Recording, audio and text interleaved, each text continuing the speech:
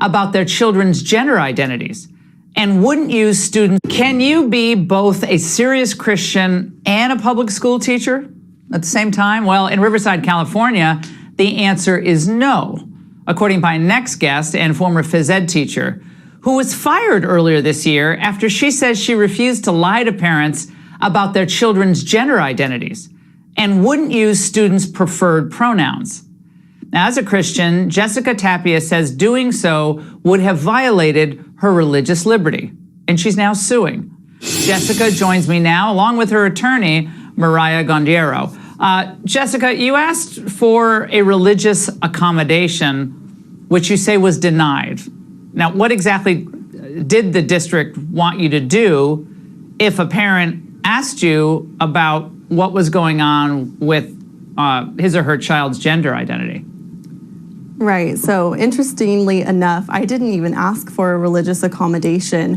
What had happened was I was presented with directives that I chose to speak out about and say, I won't comply with these. They're against my beliefs. The 3 directives that I spoke out about, one was calling students by their preferred gender or pronoun, withholding that information from parents, which I clarified, are you asking me to lie to parents? And to which they said, yes, it's for student privacy and it's the law. And then the 3rd one was that I had to let transgender students into the female locker room. Again, to which I clarified, are you referring to biological males?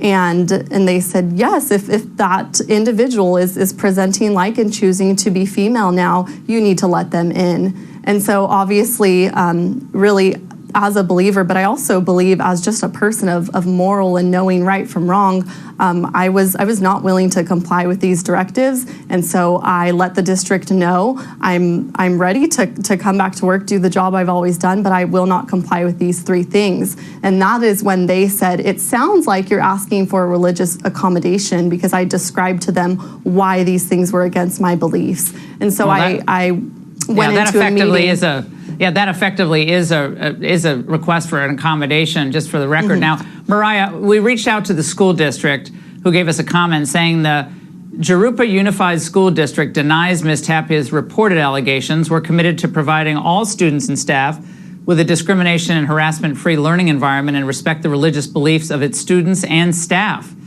Mariah, was your client's religious beliefs, were they respected here?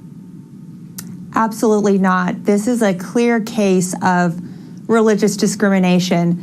They chose to retaliate against Ms. Tapia because she would not go along with her district's woke ideology regarding gender identity, while at the same time allowing other teachers to express their beliefs on social media and in the classroom. And they claim that Ms. Tapia was violating federal law and state law because her language and her speech was harassing and discriminatory.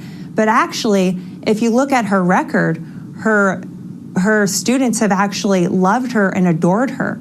Her previous reviews have showed that she is a distinguished teacher.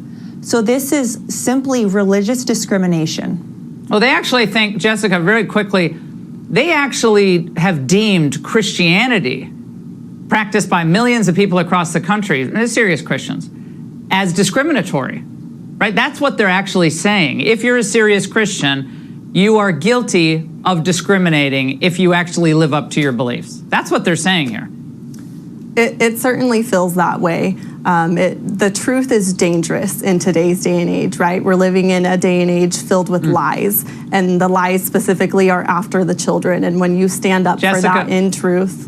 Yeah, Jessica and Mariah, we're going to be watching this case very carefully. Thank you.